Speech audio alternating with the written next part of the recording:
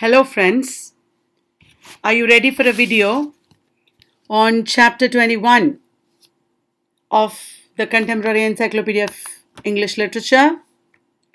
This chapter is about the modernist writers. We'll start with D.H.Lawrence. This is a video on D.H.Lawrence. So let me first tell you about modernism and literature between the wars, and then we'll go to D.H.Lawrence. The First World War had a huge impact on the Western world. Let us take a quick look at scenes from the First World War. These are men engaged in trench fighting. It was an absurd war. At first, it was thought to be the great war that will end all wars. But very soon it became clear that the people are fighting for nothing.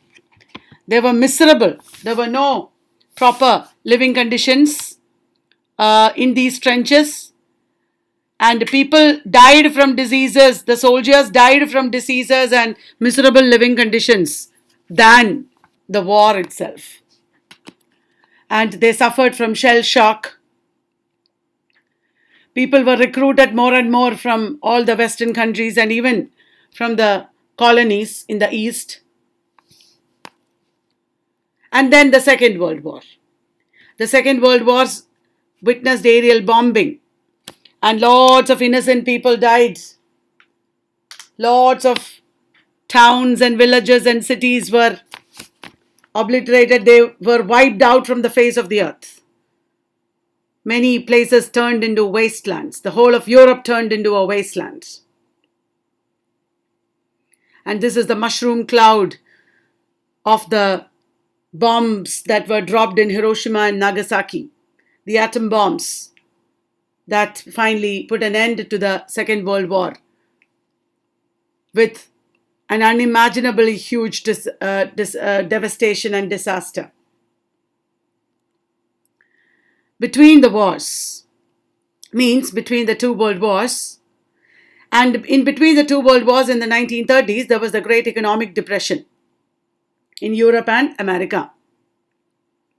During this time in Europe there was a vast diversity of ideologies prevalent. Fascism of Benito Mussolini, communism, socialism. We have talked about these isms in the context of 1984 by George Orwell. Catholicism in the works of Graham Greene, etc. Humanism, new humanism inspired T.S. Eliot. And the society at this time appeared to be breaking down. There was a sense of loss, especially of moral order. And the women and the working class became more and more organized. Women's movements, civil rights movements emerged. When I was talking about civil disobedience, I told you that essay by Thoreau influenced the civil rights movements in America. At that time, there were civil rights movements in England also. And a mass consumer society developed. The writers of this time were looking for new forms to express the chaos. There was such an unprecedented chaos. Never before had history witnessed something so disastrous. And writers wanted new forms of expression. The avant-garde writers experimented with realism. They explored alternate realities. They wanted to explore new ways of narratology, new uses of colors and forms in painting. There was the influence of Sigmund Freud, the Austrian neurologist, the founding father of psychoanalysis. And Sigmund Freud proved that human beings are dominated by the influence of the unconscious. And Sigmund Freud brought into literature and the arts a deep insight into the human mind, which led to the birth of modernism. Modernist poetry rejected traditional meters and forms and employed the jagged line. All lines do not have the same length. The jagged line and free verse. Modernism employed complex cultural and literary allusions and myth. and also imbibed the spirit of fragmentation from the society.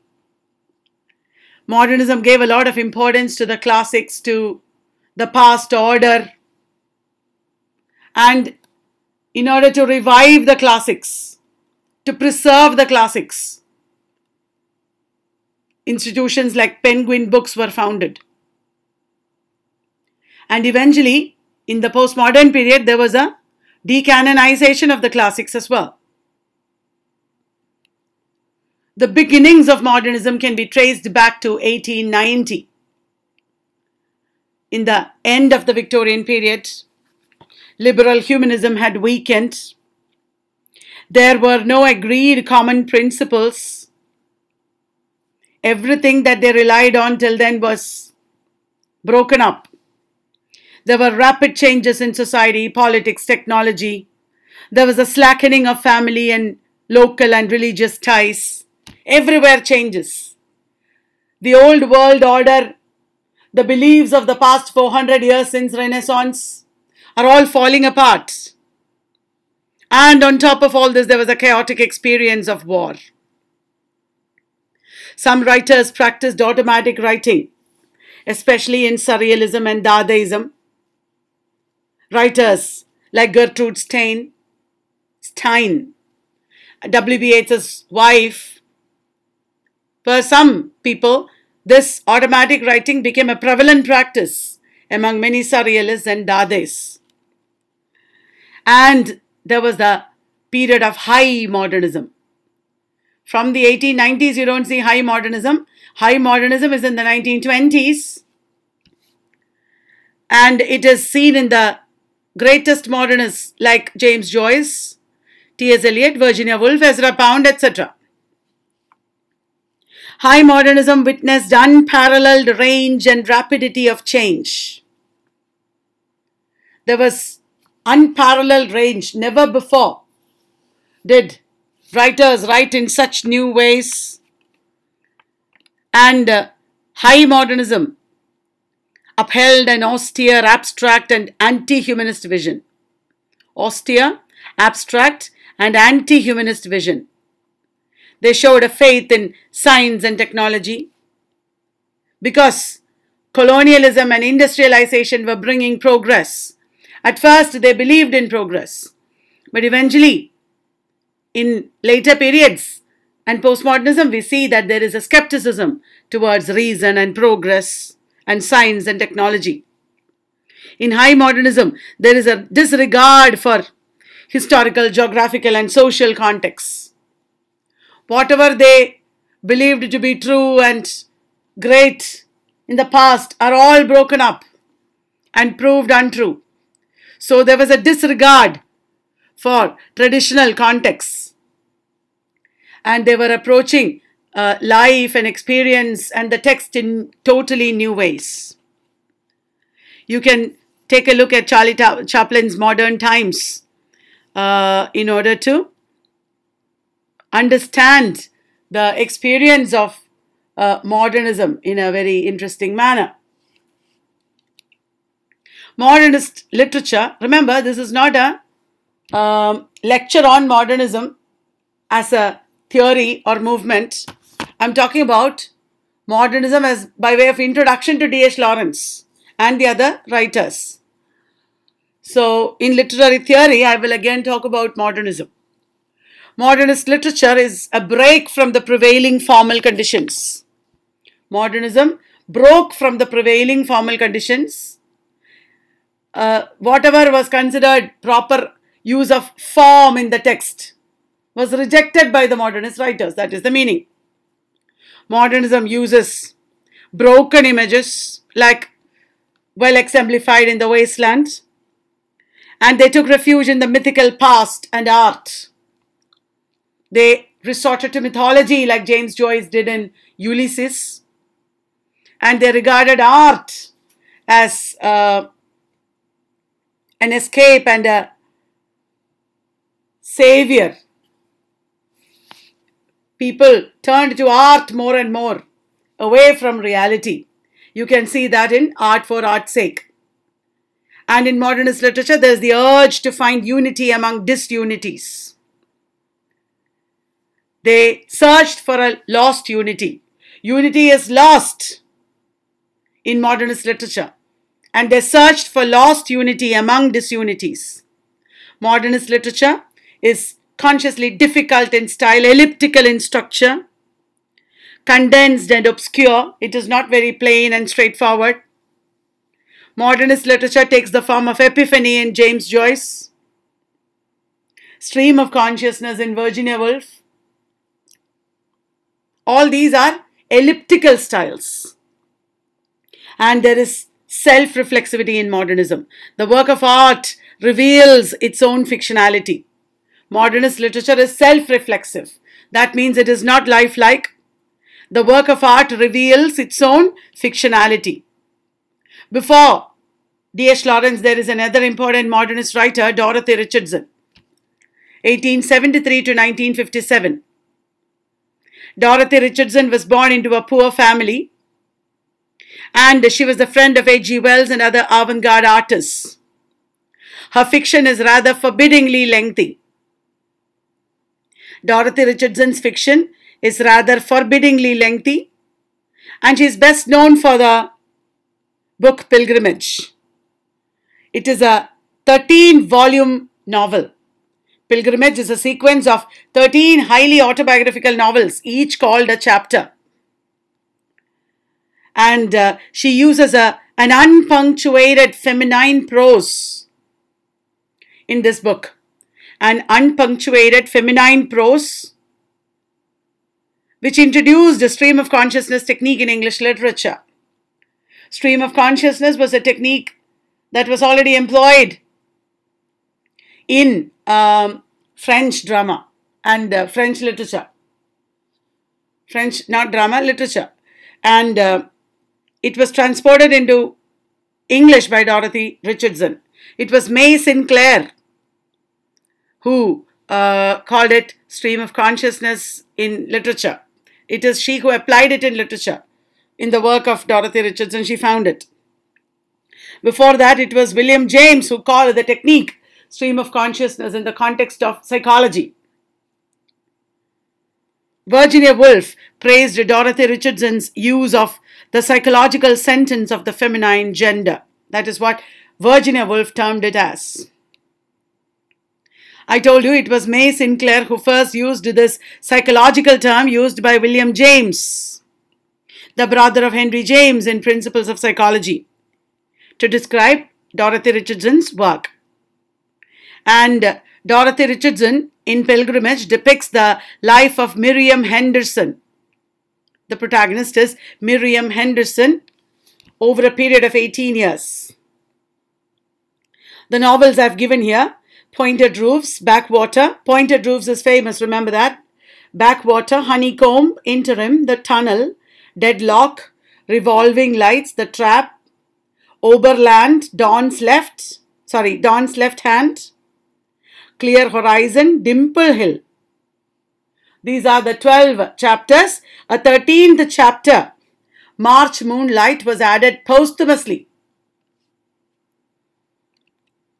Now we come to D.H.Lawrence. D.H.Lawrence lived from 1885 to 1930. As everybody might know, he was born in the mining village of Eastwood. Eastwood appears in Sons and Lovers as Bestwood. And Eastwood, the place where he was born, was in Nottinghamshire. Nottinghamshire is a mining town.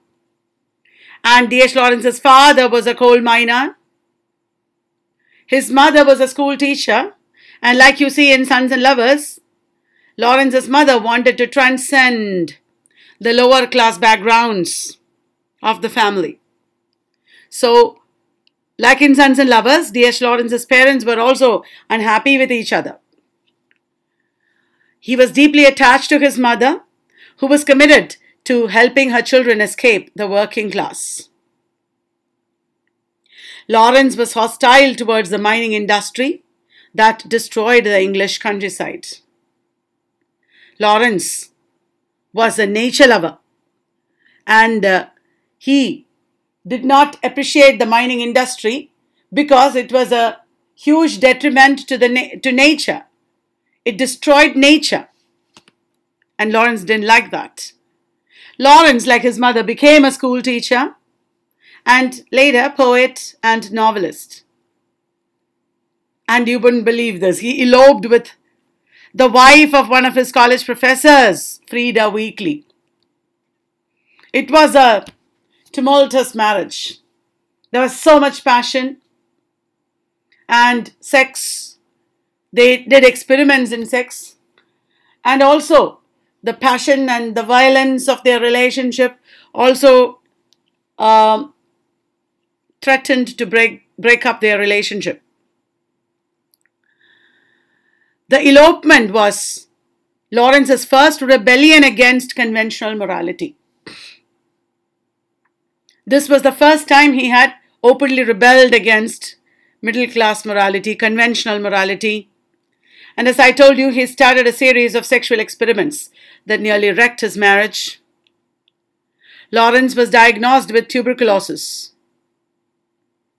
And he started travels across Europe and South America in search of a healthy atmosphere to recuperate from his disease. And finally, he could not save himself. He died of tuberculosis at the age of 44. That's in a nutshell D.H. Lawrence's life. Now, features of his works. Lawrence was not a formal innovator.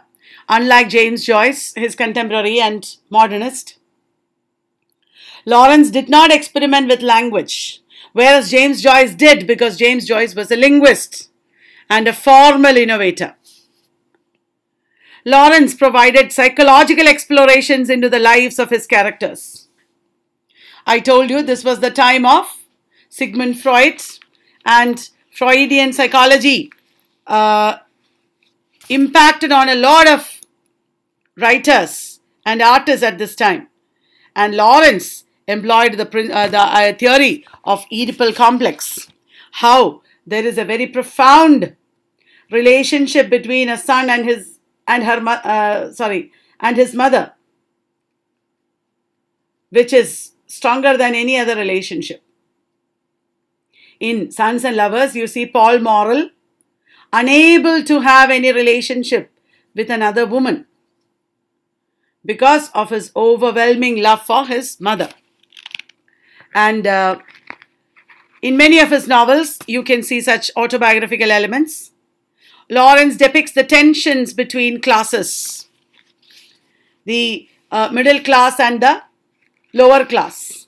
For example, Lawrence's mother wants to be middle class and wants her children to enter the middle class, but Lawrence is comfortable in the lower class. His father is also lower class. Tensions between classes, tensions between sexes, between male and female, and also between mind and body. The tension between a natural life and what can be called a civilization of death. In D.H. Lawrence, this dichotomy is there almost in every novel. Desire for a natural life. You want to live as a human being naturally. And it clashes with what the society demands, the civilization of death. In all his novels, Lawrence presents slices of domestic life. Family, domesticity, that is a major theme. And he aims through his novels to make a strong emotional impact. Lawrence's views on the novel are discussed in the essay Why the Novel Matters, where he proclaims the novelist to be superior to the saint, the scientist, the philosopher, and the poet. Lawrence says in Why the Novel Matters that the novelist is superior to the saint, the scientist, the philosopher, and the poet. And here he also calls the novel one bright book of life. In Lawrence's novels, you find that social life gives way to individual personality. Society versus the individual, and the individual dominates or the individual becomes supreme. Over a social life, the individual's personality asserts itself. Take, for example, a novel like Women in Love or The Rainbow. What society deems as normal, as acceptable, is not what ultimately happens in these novels.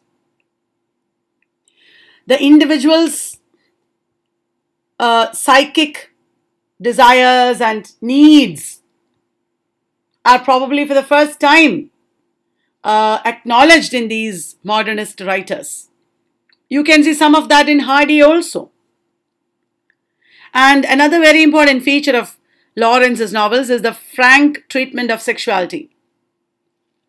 There is a very beautiful combination of sexuality and nature in these novels of Lawrence. Lawrence's characters are closely associated with nature in different ways, and their sexuality is something natural. And he depicted sexuality very openly, frankly, for which both The Rainbow and Lady Chatterley's lover underwent obscenity trials. They were not published openly in his lifetime. In Lawrence's novels, sexual relations symbolically express both historical and emotional developments. Sexual relations are a symbol of historical developments and emotional developments. And he also depicted the modern condition of man as foul. He rejected modernity as foul, and he used a poetic language. His language is very poetic, unusually romantic, even though you might expect a modernist writer not to employ any romantic motifs and styles. Lawrence's language is very poetic and romantic. And Lawrence, as a poet, was a romantic poet. He wrote romantic poetry. The first novel of Lawrence is The White Peacock. The White Peacock, 1911, was his first published novel. Its working title was Laetitia. That is the name of the heroine, Laetitia or Letty. And it was inspired by a painting called An Idyll by Griefenhagen, it seems. He got the idea of the book from a painting. It is set in the fictional Nethermere, based on Eastwood. And definitely, it is late Victorian period in England. The story involves the life of a group of friends living in that locality. Especially, among the friends, a love triangle forms. That is the focus. And Lawrence uses a very symbolic and descriptive style of narration. The narrator is Letty's brother, Cyril Beardsall. This novel has a lot of autobiographical elements, especially since Lawrence's mother's maiden name was Beardsall. And this is a novel with a lot of flaws, being a first novel, but there are many elements from the later novels in this novel. For example, this novel, like many later novels of Lawrence, presents several dichotomies. What are the dichotomies or contrasts in this novel? Rural, idyllic landscape versus the mines and mining villages. Rural, idyllic landscape represents natural life. The mines and mining villages represent a civilization of death. Then there's the dichotomy between an intellectual and educated generation versus the physical laborers. Then conservatism versus socialism. This is a dichotomy that you see in many later novels, such as Aaron's Rod, one of the leadership novels. We'll come to that presently. Now, The White Peacock portrays a gamekeeper called Annabel, who is prefiguring the character of Melors in Lady Chatterley's lover. So later, this gamekeeper character was developed in Lady Chatterley's lover. The White Peacock shows homoerotic tension of male friendship. That means two men are friends, but something thing like homosexuality develops to a homoerotic tension. You can't say practicing homosexuality, but homoerotic tension develops in White Peacock. The same thing happens in Women in Love. We will come to that also. And in the White Peacock, there is a clash of the classes. The hero's father is working class and mother is from the refined middle class. That is happening in Sons and Lovers also. So that is about the White Peacock. The next novel came the next year, The Trespasser. It is a minor novel, so I'm not going into it. The Trespasser is about an unhappy love affair. Now we have the magnificent novel Sons and Lovers from 1913.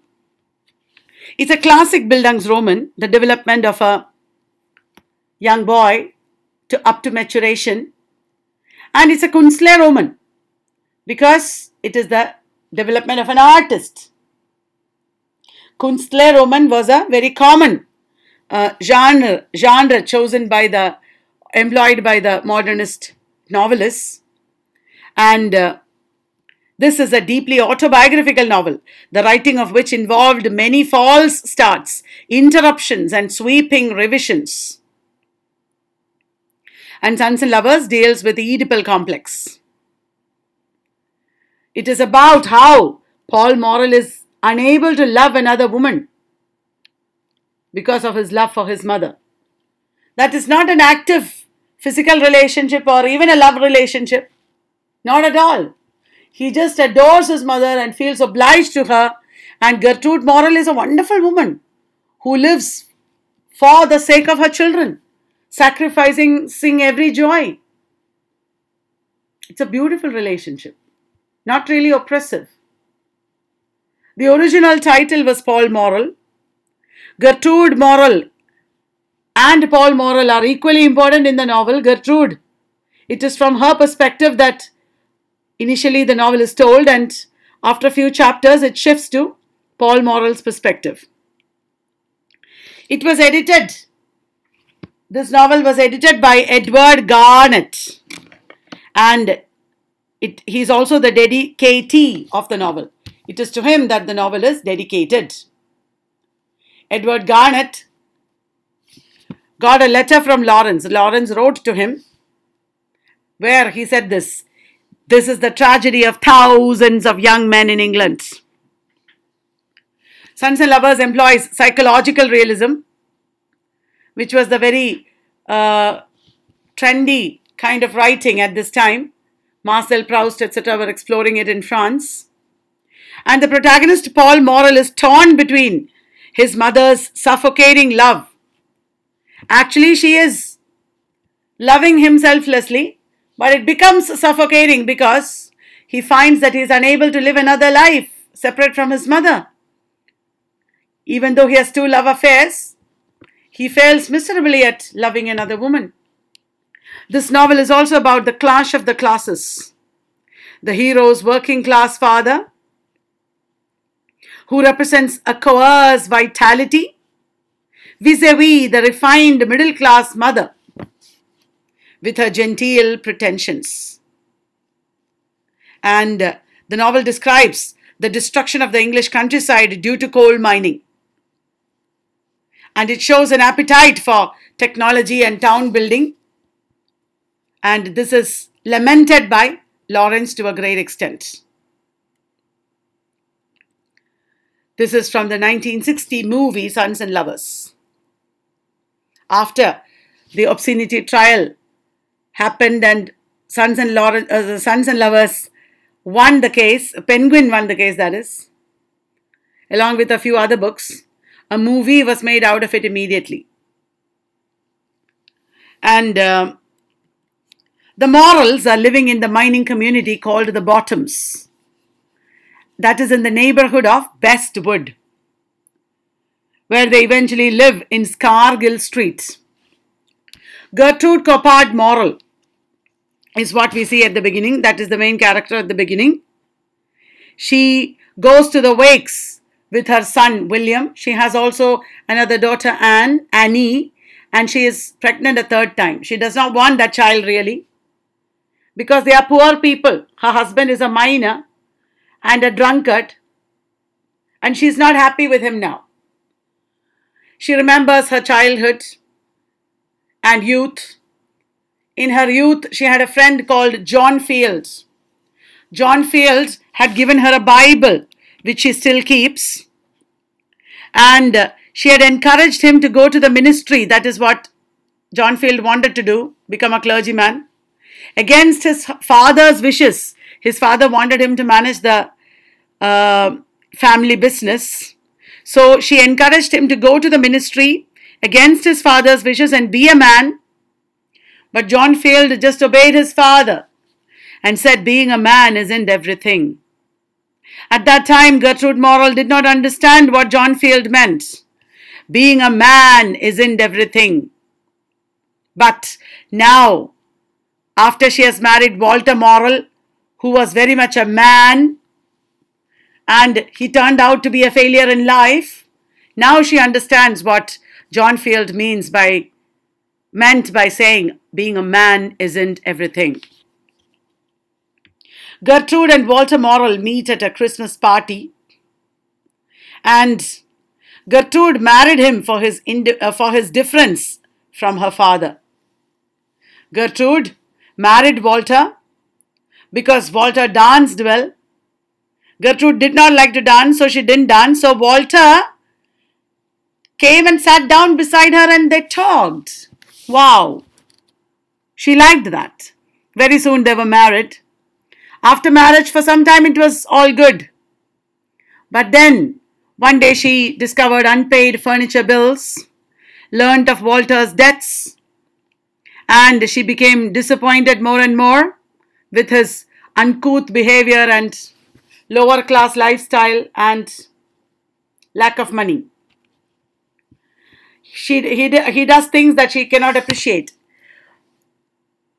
When William is born, William has very good golden hair, and one day Walter cuts William's hair in a very bad manner, and she cannot forgive Walter for having done this. Walter and Jerry Purdy, his friend, drink, and one day Walter locks her out.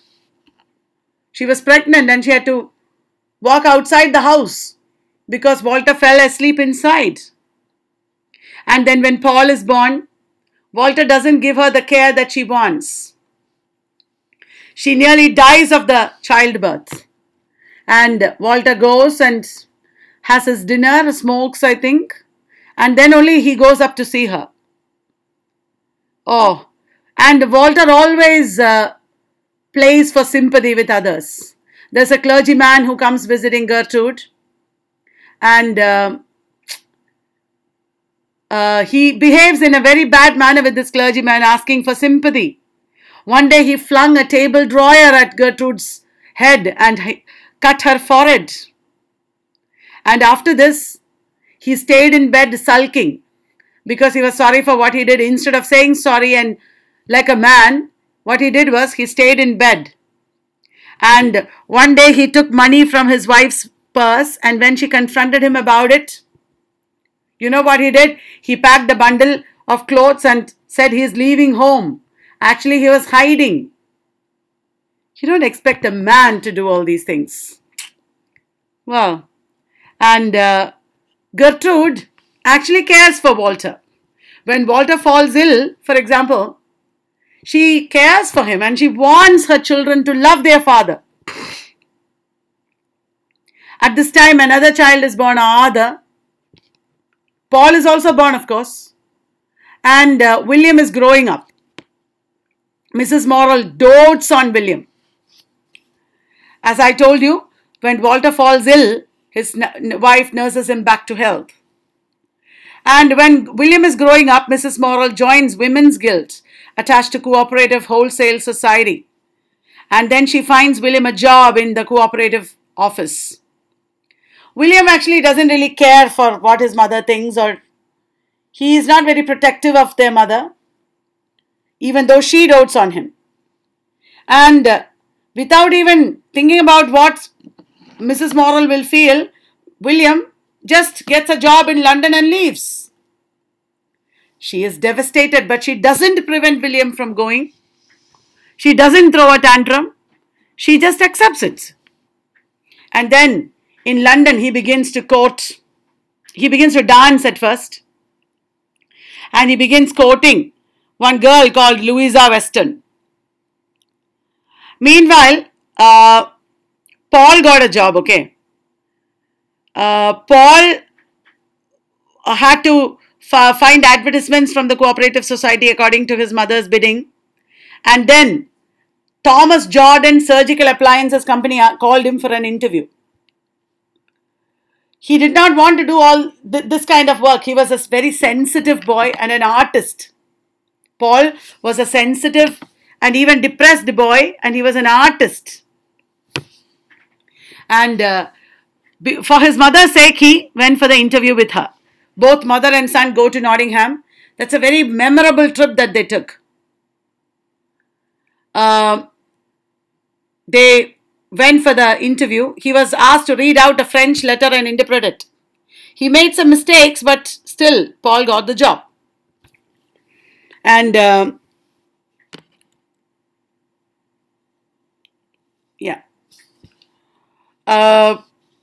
meanwhile, William has been courting Louisa. One day, the mother asked for Louisa's picture, and the picture that came was one without a proper dress on. It did not cover her shoulders, and the mother immediately disliked Louisa. And William came home with Louisa, not once but twice. In these two occasions, she acted very superior to the family, very snobbish, and she treated Annie, the sister of William, like a slave. And William does not like Louisa's behavior. He insults her and scolds her, and Mrs. Morrell prevents William from doing that. Mrs. Morrell reprimands William and tells him that he should behave respectfully and lovingly to Louisa. Even though she doesn't like Louisa, she doesn't cause any trouble for them. Later, she gets a telegram from London saying William is very ill. She went there, nursed him. He had pneumonia and he died. Oh, Mrs. Morrell is heartbroken, devastated. She doesn't speak to anybody and stays by herself alone in her solitude. And Paul just loves her. He understands how much his mother dotes on the family and cares for the family, and he feels so much love for her. It was when Paul also fell ill that finally Mrs. Morrell turned her affections on Paul. Paul has been growing up a sensitive boy. He bonds with his tomboyish sister Annie for some time, and the family at this time had moved to a nearby house with an ash tree. Ash tree is a very common tree there in the UK. And this tree makes a noise when the wind blows. Nobody likes it except for Walter. It is always like that. Walter is different from the others. And Paul, I told you, is working now in Thomas Jordan Surgical Appliances Factory. Pappleworth is his superior officer there. He has friends among the women. He connects easily with women more than men. Polly, Fanny, all rustic women, they are his friends, and he has a good time with them. Now, after William dies, one day Mrs. Morrell and Paul visit the Levers farm. The Levers farm. Mr. and Mrs. Levers have 3 sons and 2 daughters. And Paul becomes friends with the eldest son, Edgar. And he meets the youngest daughter, Miriam. She has a sister, Agatha. Miriam is a very conservative girl with strong religious convictions. She becomes very friendly to Paul, and she thinks that she is like a princess inside. Even though she's a goose girl outside, she's a princess inside. She has great ideas about what she is. And she's very spiritual. She's highly passionate and intense, but not in a sexual manner. She wants to, she does not want, because she's very religious, she does not want premarital love. And eventually, Paul and Miriam get very close without a sexual intimacy. They go on very long walks. These long walks are described in over several chapters. And in these walks, they've come very close to nature. The importance of nature in Paul's life and growing up should not be missed. And Mrs. Morrill does not like Miriam very much because she knows that one thing, Miriam is very different from Mrs. Morrill. Mrs. Morrill means like logic, and Miriam is religion. And also Mrs. Morrill knows that Miriam is not the right girl for Paul. But Paul tries very desperately to develop a relationship with Miriam. It is very complicated and ambivalent because he loves her and she's beautiful and all that, but he cannot feel an intimacy with her. And Mrs. Morrill at this time has been growing more and more ill. The last son, Arthur, had foolishly enlisted himself in the army. Annie had become a school teacher and she had married Leonard. And then Arthur hated it in the army, and Mrs. Morrill had to pay a lot of money to buy Arthur out of the army. And then Arthur went and married a very flirtatious girl called Beatrice Wilds. Meanwhile, we see Paul's artistry. He makes cushions and curtains and paintings. And he tries to have a physical relationship with Miriam, and they do have. But it is not very fulfilling for Paul. Because Paul believes in a natural life and natural expression of emotion, while Miriam is dominated by spirituality. She loves Paul and she likes to possess him. She wants him. She wants to marry him and all that. But Paul does not gel with her. And finally, at that time, through Miriam, Paul meets a woman called Clara. And after this lovemaking with Miriam, which Miriam took like a sacrifice, Paul decides to break up with her. He tells her that they are breaking up, but still remained friends with her.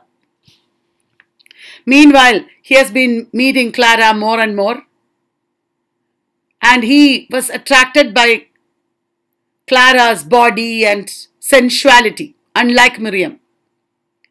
They kiss and she is very passionate, but she wouldn't let Paul any closer than that. But it's very passion. It's great passion. It's very passionate, their relationship. Clara has been separated from her husband Baxter Dawes for quite some time now. And she's an activist, a suffragette, a very powerful woman, bold woman, who lives with her mother. At this time, Mrs. Morrill is taken seriously ill. There is a tumor that is diagnosed. And she's put in hospital also. At this time, Baxter Dawes, who had earlier fought with Paul, because Paul went places with Clara, and Baxter teased him about it. They had fought. Now Baxter is very ill and Clara suddenly goes back to Baxter. At this time, Mrs. Morrill had become very ill and she was with Annie. Annie and Paul were taking care of her. Paul could not see her suffering anymore and he gave her an overdose of morphia, killing her quickly. It was like mercy killing out of love. After Mrs. Morrill's death and after Clara's leaving him, Paul is listless. He doesn't know what to do. He contemplates suicide, but he doesn't do it. At that time, Miriam comes and talks to him. She wants to marry him, but he is not ready for it. And he's not even sure if he wants Miriam. And Miriam thinks that Mrs. Morrel's influence will never leave Paul. And so I have given that here. I forgot to change the slides. I have said all this. And Paul turns down Miriam's proposal for marriage. I just went on and on with the story because I got engrossed in it and forgot the slide. Finally, the last part of the novel shows Paul walking towards the lights of the town, the glowing lights of the town. It's a very strikingly modernist ending. An analysis of the novel. As I told you, Sons and Lovers is a highly autobiographical novel. Lawrence himself famously said, "One sheds one's sickness in books, repeats and presents again one's emotions to be master of them." And this novel presents a Freudian paradigm of the Oedipal complex. Paul is incapable of loving any woman other than his mother. Miriam and Clara represent spiritual love and physical love respectively for him, neither of which is fulfilling for Paul. Paul's inability to love Miriam and Clara actually parallels his inability to find a vocation or meaning in life. Both he is incapable of. He is a sensitive artist and works as a clerk in a surgical supply factory. Even though he likes the people he works with, he doesn't like his job. At the end, he has left his job. He has no vocation. Life's apprenticeship has brought him face to face with his inabilities. It's a very common idea in Bildungsroman that life is an apprenticeship. The prototype of the Bildungsroman was Goethe's novel, The Apprenticeship of Wilhelm Meister. Wilhelm Meister's Apprenticeship. That was the novel by Goethe. That is the prototype of the Bildungsroman. The novel ends ambivalently. He is going towards the town. What will happen is not clear. However, there is hope at the end because he is going towards the glowing lights of the town. These are the closing lines. But no, he would not give in. Turning sharply, he walked towards the city's gold phosphorescence. His fists were shut. His mouth was set fast. He would not take that direction of suicide, to the darkness, to follow her. He walked towards the faintly humming, glowing town quickly. He makes the crucial decision to go on living and to accept the challenge of life. This novel has a modernist style. It is episodic in structure. It employs poetic realism and is rich in nature symbolism, as I told you, which parallels his contempt for modern civilization. You can also see here the belief in the writer as a moral being in the fragmented. What do you mean by that? Oh, there is something left here. In the fragmented age. Sorry about that. The belief in the writer as a moral being in the fragmented age. Yeah. Now, The Rainbow and its sequel, Women in Love. The Rainbow, published in 1915, Women in Love, 1920. They were originally conceived as one novel, The Sisters. The Rainbow is about love, and Women in Love is about war and death. In The Rainbow, another alternate title that he envisaged was The Wedding Ring, The Sisters or The Wedding Ring. Okay.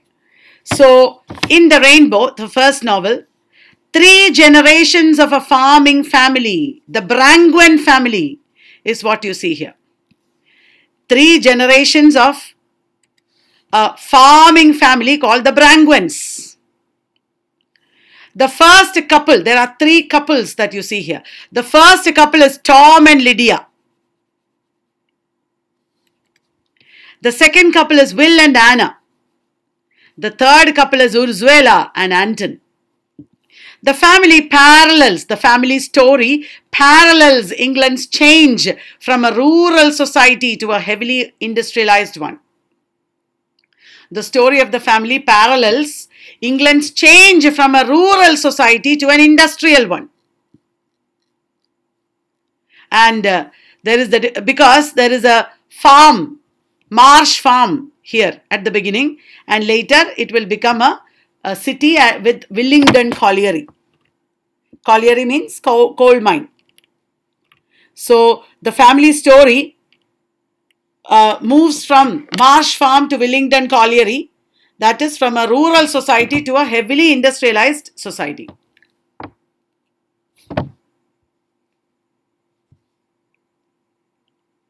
In this novel, the difference between the pre-modern and modern England, the difference between pre-modern England and modern England is brought out by a comparison between Marsh Farm and Willingdon Colliery. This novel is also an attack on British imperialism. The novel shows how British imperialism caused trouble. This is the rainbow. This is women in love. Ursuela and Anton in the rainbow. That Ursuela is the main character in Women in Love as well. But Anton is not the protagonist. F.R. Lewis talked about the novel as a dramatic poem. F.R. Lewis talked about the novel as a dramatic poem. When I taught you Immortality Ode, I have told you that Immortality Ode is a greater romantic lyric, a term used by M.H. Abrams. That's about poetry. Now, F.R. Lewis called the novel, some certain types of epic novels can be novel as dramatic poem. And this is such a novel. Both these novels are such novels. These novels have passionate imagination, poetic prose, and symbolic power. As you know, the rainbow was banned in Lawrence's lifetime. I told you that already. Let us take a closer look at the rainbow. The rainbow begins with the story of Tom and Lydia. The Brangwens are living at Marsh Farm, and Marsh Farm is connected with the earth. They are living a very natural life at Marsh Farm. Tom Brangwen inherits the farm, marries Lydia, a Polish widow. She already has a daughter, Anna. Tom Brangwen inherits the farm, Marsh Farm, and marries Lydia, a Polish widow with the daughter, Anna. Tom and Lydia do not understand each other. They have lots of differences. They do not understand each other, but they have a strong sexual connection. Sex is what connects Tom and Lydia. And this also leads to a lot of pregnancies. Lydia is pregnant most of the time, during which time Tom and Anna, the daughter, become extremely close. Anna eventually marries Tom's nephew Will, though Tom objects at first. Tom does not like that, but Anna, however, marries Will. They are the next couple.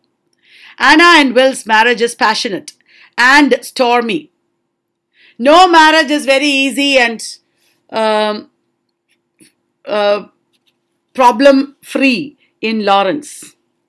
Because when intelligent people marry, when independent people marry, there will be problems. Anna and Will's marriage is passionate and stormy, and they have 8 children. Anna is obsessed with fertility. She wants children, and she's obsessed with fertility. I'm reminded of Rukmini in Nectar in a Sieve. She is also obsessed with fertility.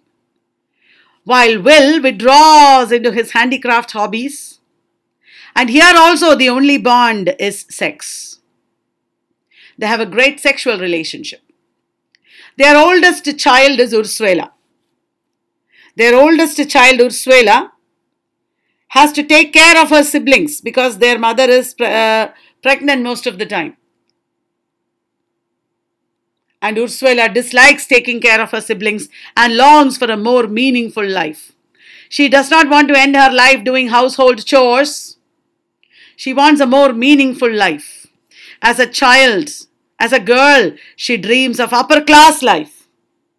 Somewhat like Gertrude Morrell, who does not want to end her life doing daily chores. She wants a meaningful life like Ursula. And she also gets involved with religion and explores Christianity. At this time, Ursula falls in love with Anton Skrabensky, the son of an old family friend and a British soldier of Polish ancestry. Anton is of Polish ancestry. He goes to fight in South Africa. Ursula connects at this time with her lesbian teacher, Miss Inga. Ursula connects with Miss Inga, and Miss Inga eventually marries Ursula's homosexual uncle. Ursula accepts a teaching job. Like Gertrude Morrell, Ursula becomes a school teacher in a poor neighborhood, but she dislikes teaching. Particularly, not Gertrude Morrell, like Lawrence's mother. Lawrence's mother was a school teacher. Ursula becomes a school teacher, but she dislikes teaching, particularly the corporal punishment. She does not like to beat children. After teaching for 2 years, she leaves her job and goes to college in order to get her degree. She wants to study and get her degree. And she enjoys especially botany. Remember in Lawrence, in these novels, nature, plants, botany, important. Meanwhile, her father Will has been promoted as the arts and crafts instructor for the country. Remember, he had handicraft hobbies. Will now becomes the art and handicrafts instructor for the country. And they now have a higher social position. So, Ursula had lost touch with Anton. He was in the army. Now, during her first year of college, Ursula reconnects with Anton. He comes back into her life. Ursula loses interest in her classes and routinely leaves school to be with Anton. She bunks her classes. During Easter holidays, the two of them go on a holiday together, pretending to be married.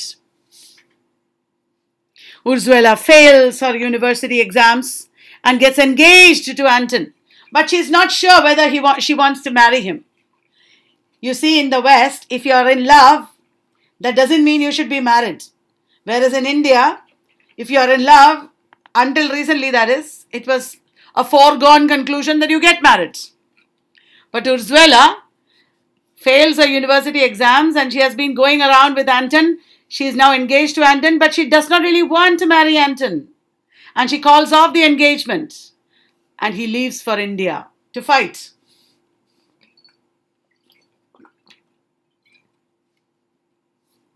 After he leaves, Ursula realizes that she's pregnant. Then she writes to Anton, but he does not reply. Too late. Anton is married and she has had a miscarriage. She lost her baby. At that time, Ursula is confused what to do with life. What to do with life, she doesn't know. And then she has a vision of a rainbow towering over the earth, promising a new dawn for humanity. She sees a rainbow towering over the earth, promising a new dawn for humanity. This is the quote from the text, excerpt. She saw in the rainbow the earth's new architecture, the old brutal corruption of houses and factories swept away, the world built up in a living fabric of truth, fitting to the overarching heaven. This rainbow that she sees is the biblical sign of hope, a transitory after-image of a storm. Her life has been a storm till now, and now there is a rainbow in the sky of her life. So she feels a new independence and starts her life again.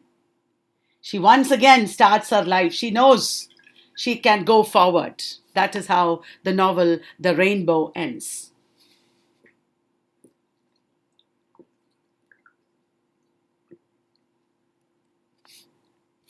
And then Women in Love. Lawrence wrote in the foreword to the American edition of Women in Love, "We are now in a period of crisis. Every man who is acutely alive is acutely wrestling with his own soul." This is a movement, modernism, that has so much to do with time and history. That is why I chose this slide. In Women in Love, there are two couples, Urzuela and her lover, her sister Gudrun and her lover. Urzuela and her sister Gudrun live in Beldover in the 1910s. Urzuela is a teacher and Gudrun is an artist. Urzuela falls in love with Rupert Birkin, a school inspector with unconventional attitudes about life. Rupert Birkin has unconventional attitudes about life. At this time, slowly, Gudrun also begins a love affair with a local coal miner. He is not an intellectual at all. Urzuela and Rupert Birkin are intellectuals, kind of. Gudrun is an artist, and Gerald Critch is very different from all three of them. He is a coal miner. Birkin and Critch hate each other at first. Later, however, they become friends. Not only friends, later they are almost like lovers. There is homoerotic tension in their friendship. All four are deeply concerned with questions of society, politics, and the relationship between men and women. It is like a Bloomsbury group. These foursome discuss matters of love, politics, society, and the relationship between men and women. There are these intellectual discussions that happen among these four people. Now, Birkin is already attached to an aristocratic woman at the beginning. There is a woman called Hermione Rodis, with whom Birkin was emotionally attached, and Hermione and Urzuela easily become enemies. Because Urzuela is now demanding Birkin's attention. Hermione once attacks Birkin with a paperweight at a party. Hermione becomes angry and attacks Birkin with a paperweight. That incident happens.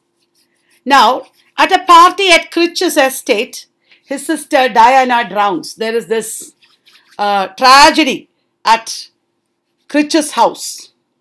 There is a party happening and his sister Diana drowns. And a young doctor attempting to rescue her also drowns. I told you Birkin and Critch are by now romantically attached. And Birkin is frustrated with Urzuela. I told you relationship is not smooth in Lawrence. Love relationship is not smooth in Lawrence. Because Lawrence is showing that wherever people are intelligent and free in their minds, independent, relationship will be difficult. Because you will not be easily succumbing to anything. So, Birkin and Urzuela kind of quarrel, and he leaves for a vacation in the south of France. When Birkin returns, he has made up his mind to marry Urzuela, and what he does is he goes and asks Urzuela's father Will for her hand in marriage. Now, in India, you will think that is a very heroic thing to do. You will appreciate the man for going and asking the hand of the woman in marriage, but in the West, it is not a great thing. Urzuela is enraged that he did not ask her, because she is the one who should decide. She's enraged and refuses his hand. She refuses to marry him. Now, meanwhile, Gudrun has become an art teacher, and she is the mentor of Critch's youngest sister, not the one who died, another one, Winifred. And now she grows closer to Critch. Birkin and Gerald, meanwhile, engage in a violently eroticized wrestling match. That is a very famous scene in the novel. Ursula realizes her love for Birkin, and their bond is finally solidified when they sleep together in Sherwood Forest. Even though there were problems in their relationship, finally they decide to get married. Gerald's father dies as well after a long illness. Days later, Gerald goes to Gudrun's house and spends the night with her. So both their marriages, love have been consummated. Now, Birkin marries Ursula. Gerald plans a vacation for all of them in the Alps. And Gerald and Gudrun leave first. On their way at Innsbruck, Gudrun begins an intense friendship with Lorke. Gudrun meets a physically puny but emotionally powerful artist in Innsbruck, in Switzerland. There, Gudrun starts a relationship with this man who is not very masculine but very emotional and passionate. Gerald, enraged by Lorke and by Gudrun's rejection of his manhood, tries to strangle Gudrun. Before he has killed her, however, he leaves Gudrun, and on his skis he climbs upward in the mountains, where he freezes to death. Gudrun and Gerald quarrel, and Gerald goes up to the Alps and dies there.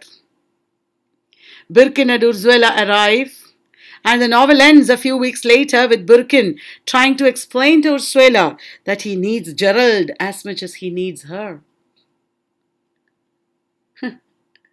What a fiercely unconventional and fearless view of relationships you find in D.H.Lawrence.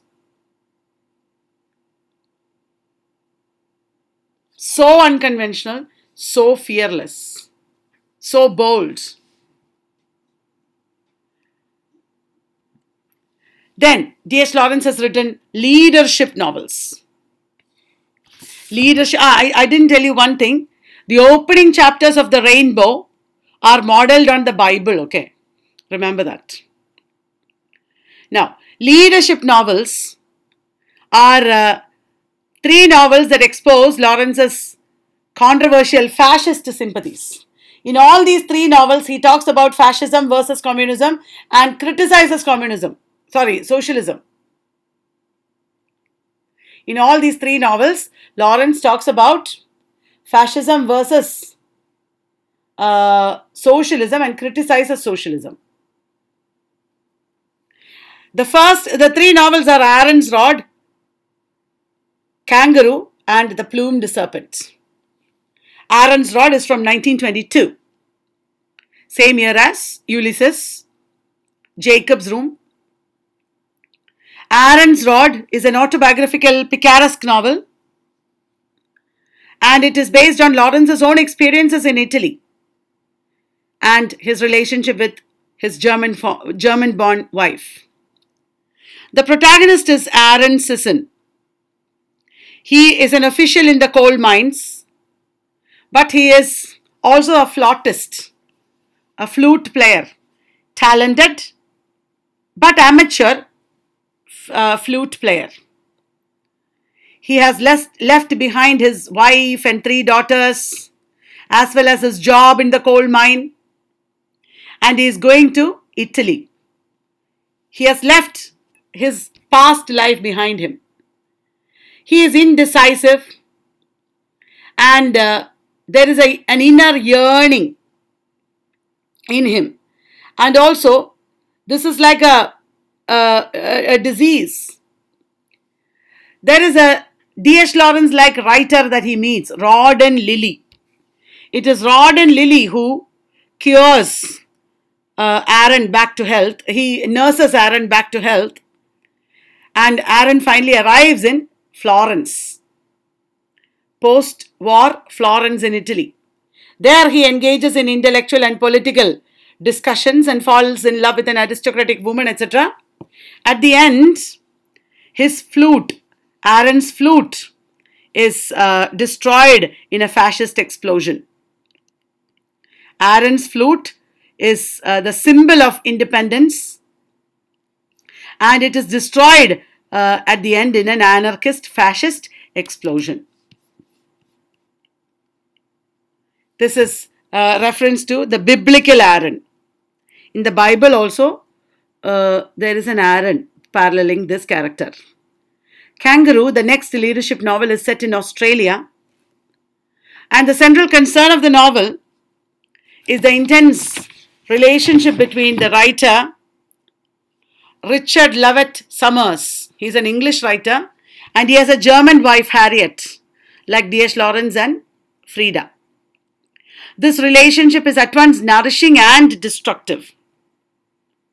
And these two people move to New South Wales in Australia at the beginning of the novel. They arrive here. They want to escape the spiritually stifling culture of Europe. This is immediately after the First World War. It is in the 1920s. They have come to escape the stifling culture of Europe and the war, effects of the war. So the story happens in Australia, and they are plunged into the middle of political action. Socialists versus fascists. Neither fascism nor socialism the protagonist can embrace, Richard Summers can embrace. Here in Australia, Richard and Harriet befriend another couple. And there is a friendship between Richard and Jack, and Harriet and Victoria. And the beautiful wilderness of Australia is almost like a character there. Now, Richard Summers had a nightmarish experience of the war. It is discussed in the chapter called Nightmare in the novel. That has killed his desire to do anything for the society. He cannot participate in the society meaningfully. And at the end, they engage in a lot of things. Jack belongs to a reactionary group led by Benjamin Kangaroo Cooley. And Jack and Kangaroo invite Richard to join them. Richard, the writer, wants to move beyond his marriage into the political world of action. But after the horrifying experiences of the war that he has had, Richard is revolted by the activities of this paramilitary group. His idealism has died. He is unable to cope up with reality, and finally he leaves for the US towards an uncertain future. That's the story of Kangaroo. The Plumed Serpent is set in Mexico, where D.H. Lawrence and his wife had traveled. The protagonist, Kate Leslie, is an Irish widow. She travels to Mexico in quest of a new life. This novel shows a crumbling post-war society of political and spiritual degeneration. And it is a world where authoritative leaders are worshipped. In modern Mexico, authoritative leaders, very oppressive leaders, are worshipped like gods. And Kate Leslie gets involved in a violent cult led by the Plumed Serpent. It's a Mexican general who revives Aztec rites or Red Indian rites, RITES. The Plumed Serpent refers to a shaman or a prophet hero of the novel who engages in Aztec or Red Indian rituals to awaken primeval sexuality. At the end, even as Kate becomes fully subservient to this cult, she continues to express her doubt. More novels. The Boy in the Bush, set in Western Australia.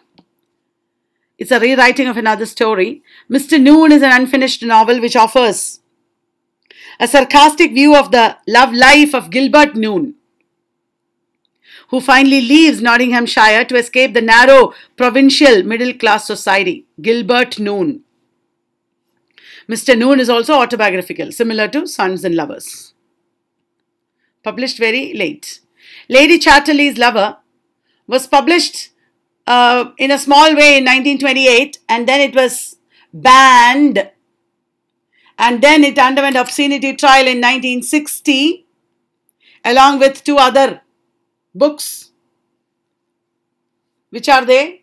The other books that underwent obscenity trial are Henry Miller's Tropic of Cancer and John Cleland's Fanny Hill. And Penguin was tried and acquitted for obscenity. They won the case. The main characters are Clifford Chatterley and Lady Constance or Connie Chatterley.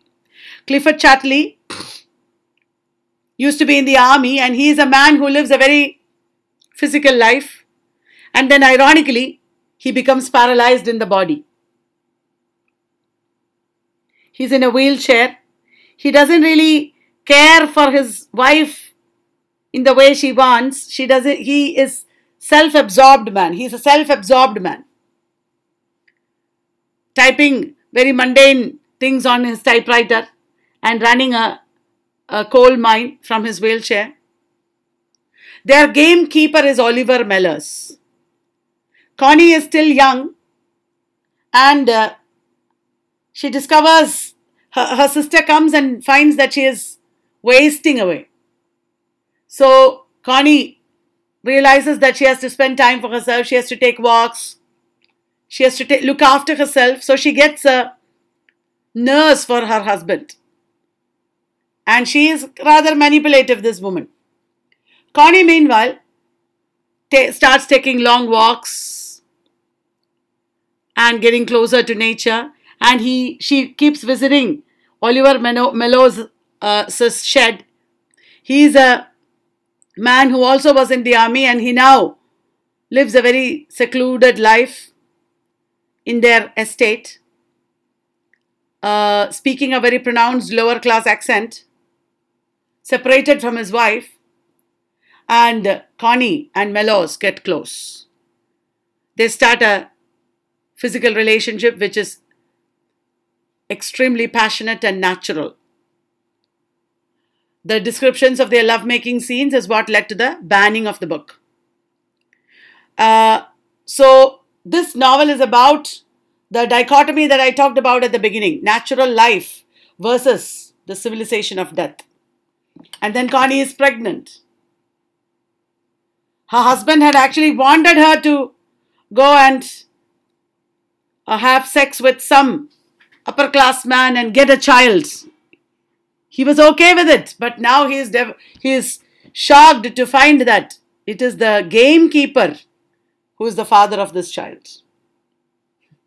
He doesn't understand Connie or her needs. The opening line is very famous. Ours is essentially a tragic age, so we refuse to take it tragically. The theme of possibility of adequate human relationships in modern civilization. Are human relationships possible in this world? That is a very important theme here.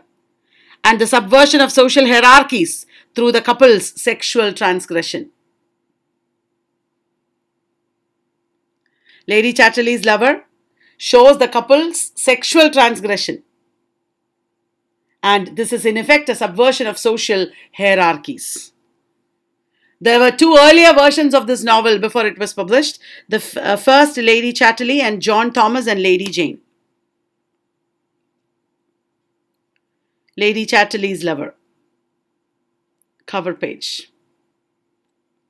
More features of Lawrence's work. Lawrence has experimented with realism as in Sons and Lovers, experimented with symbolism as in Women in Love, And he has drawn on diverse sources like Renaissance art, English landscape painting, French Impressionism, German Expressionism, and Italian Futurism. Lawrence's writing novels are modern in their alienation and dislike. They depict alienation, they depict dislike of modern life, mining and industries, modernity, they dislike. And these novels offer a satire on literary, social, and intellectual elites. Lawrence was inspired by ancient Etruscan symbols of sex and death. He was inspired by primeval Etruscan symbols. It's a very ancient civilization. After he visited Etruria near Rome, he became inspired by it. He went there with a close friend, Earl Brewster. Other influences on Lawrence's writing are his thirst for travel, his love for Frida Weekly. He had another love, remember? The original of Miriam. What is her name? Somebody post in the comment section. It is like 3:30 in the morning and I can't remember her name. What is her name? Oh my God, it's in the tip of my tongue. The original of Miriam is... Oh, my poor head, I don't remember. And the journey that he took with Frida is memorialized in a series of poems that appeared under the name Look, We Have Come Through. Look, We Have Come Through. That is the poetry collection that Lawrence wrote about his journey with Frida Weekly, his wife. Lawrence also shows a disgust for England, especially during the First World War. The modern civilization and the First World War period, he rejected the developments and progress of that time, and a rejection of capitalism, and also a rejection of utopian ideals.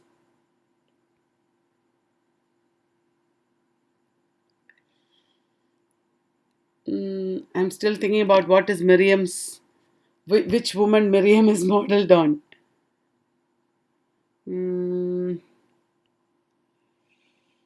I hope to see this in the comments, okay? And Kate Millett attacked the kind of sex that Lawrence valorized as misogynistic and phallocentric. Jessie Chambers, correct, I got it. Miriam is modeled on Jessie Chambers. How can I forget it? I've grown up with this name. Okay, now I'm at peace. Let me continue. Kate Millett in Sexual Politics has attacked D.H.Lawrence as his depiction of sex as misogynistic and phallocentric. But in Lawrence's time, in Lawrence's society, he was a very great spokesperson for women.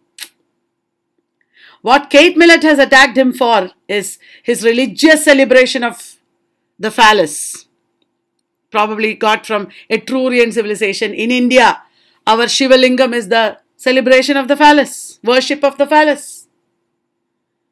Like that. The divine status that he bestowed on the sexual male. The sexual male is exalted over the asexed male. That is also problematic for Kate Millett. In his last years, Lawrence championed primitive societies, says Kate Millett, where he was reassured that male supremacy was a religious and total way of life.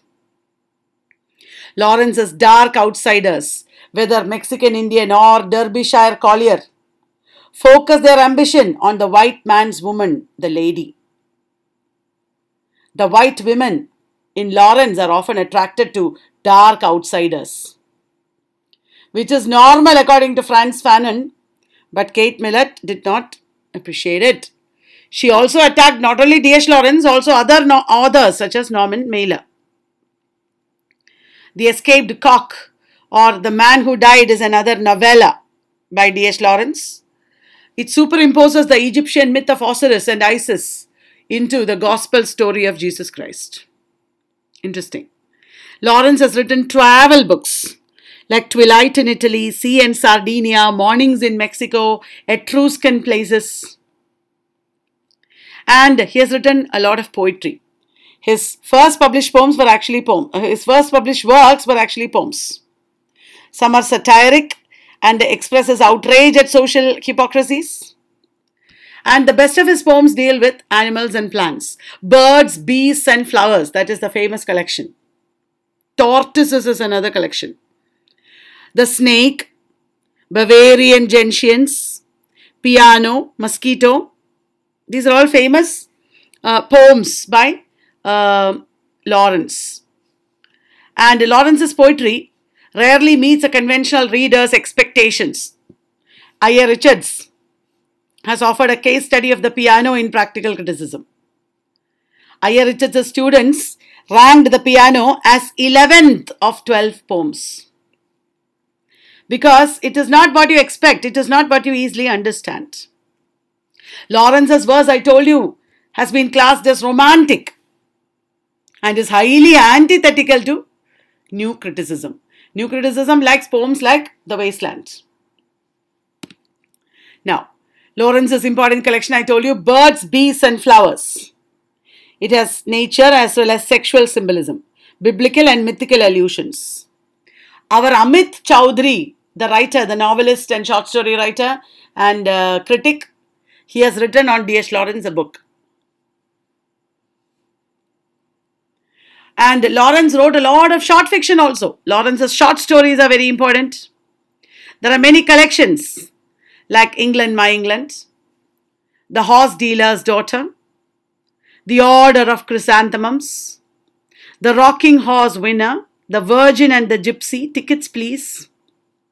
Many of these criticize English middle class life and show minor community, etc. Lawrence's plays are also there. There is no genre that he left untouched. A Collier's Friday Night makes an ironic allusion to Burns's sentimental poem, The Cotter's Saturday Night. The Daughter-in-Law, the play The Daughter-in-Law is a searing portrayal of a marriage in crisis. Then there is The Widowing of Mrs. Holroyd, Touch and Go, David. The Widowing of Mrs. Holroyd is a play based on 20th century domestic life. The Widowing of Mrs. Holroyd shows a wife and mother trying desperately to make a safe home. A wife and mother is trying desperately to make a safe home amidst the coarseness of a coal mining village in England, which is more or less like our Gertrude Morrell in Sons and Lovers. David is an Old Testament story. Lawrence has also written criticism. Importantly, he has written about Thomas Hardy and movements in European history. Studies in classic American literature is about Walt Whitman mostly. Majorly Walt Whitman. He has also written books on psychoanalysis. Let's come to that. Thomas Hardy, he studied. His study of Thomas Hardy was the longest and most serious work of criticism that he wrote. And there are many similarities between Lawrence and Hardy, as well as Lawrence and Whitman. Lawrence and Hardy both wrote in a sensual manner. Lawrence was inspired by Hardy's treatment of sex and the unconscious. Lawrence was inspired by Hardy's new and frank treatment of sex. Hardy treated love and sexuality in a very unconventional way. He depicted relationships without marriage also, which was very uncommon at that time. Lawrence also depicted sexuality in a very unconventional manner. The most implicit theme which Lawrence took from Hardy and continued in his major fiction is that of the new woman, with all her sexual radicalism and Freudian ego. The idea of the woman, new woman. You cannot simply dismiss D.H. Lawrence as anti-woman or anti-feminist. There are lots of wonderful ways in which he has also given voice to women's experiences. Like Hardy and Lawrence, like Hardy, Lawrence vigorously rejected the moral and ethical premises of traditional Victorian society. He was anti-Victorian like Hardy. He transcended the social perspective of man. The social perspective of man, he transcended. Remember, social life gives way to individual personality in Lawrence. He created characters as elemental men and women. Lawrence explored the mysterious bonds between human existence and the natural universe. Explored the mysterious bonds between human existence and the natural universe. He presented the dichotomy between nature and civilization and between flesh and spirit. Dichotomy, contrast. He offered a negative analysis of modernity and questioned Christianity. Unlike Hardy's tragic, passive protagonists, Lawrence's characters are dynamic, autonomous, and self-conscious. Look at Lady Chatterley's lover, for example, or Urzuela. Dynamic, autonomous, self-conscious, hardly susceptible to external circumstances. What matters is their selfhood. No, not what is outside their self, but what is inside. Their own self and psychology is what matters. Studies in classic American literature is about Whitman, as I told you. He describes Whitman as the American Moses, pioneering into the wilderness of unopened life. That is how he described Walt Whitman. Walt Whitman was a writer who was very similar to Lawrence in many ways. Lawrence and Walt Whitman are similar because both of them believed in the body. According to Lawrence, Whitman was the first writer to break the mental allegiance and bring the soul back in contact with the body.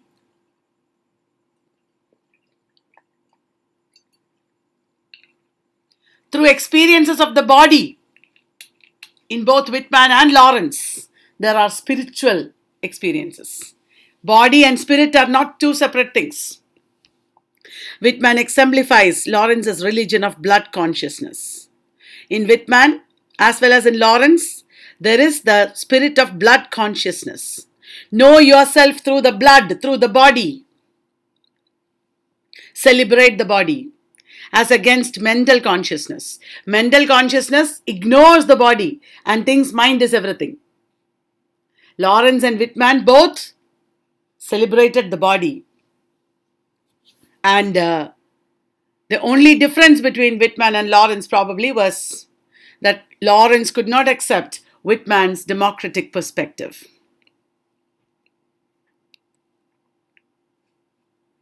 And Lawrence was interested in Freudian psychoanalysis.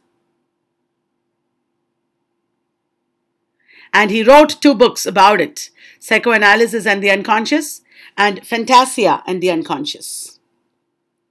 He wrote 2 books, Psychoanalysis and the Unconscious and Fantasia and the Unconscious. These are very unusual works which set forth his philosophy that underlies his novels. However, his knowledge of Freud was indirect. Now, lastly, let me tell you what is blood consciousness. Once more, in Fantasia of the Unconscious, the blood consciousness and the natural blood passion, he says, is the very origin and source of us. Lawrence says that blood consciousness is the origin and source of us. Not that we can stay at the source, not even make a goal of the source, as Freud does. The business of living is to travel away from the source. You can't stick to your primeval experiences of experiences of the body. You have to move away, but you should keep coming back to blood consciousness. Don't ignore your blood or body. Keep coming back to it. sex alone or body alone is not life. You have to do other things. But come back to your body. You must rise every day afresh out of the dark sea of the blood. Lawrence believes that men yearn for creative activity, which involves moving away from the source, which is okay, good. But you have to keep coming back. Men move farther away from it. It is women who are more closely associated with blood consciousness than men. Women understand blood consciousness more than men. Sex is only one of the means of contacting the source, not the only means. He famously said, "All I want is to answer my blood direct." So that brings us to the end of the discussion on D.H. Lawrence. It was quite long and intense. I hope you enjoyed it. Thank you. Next will be James Joyce.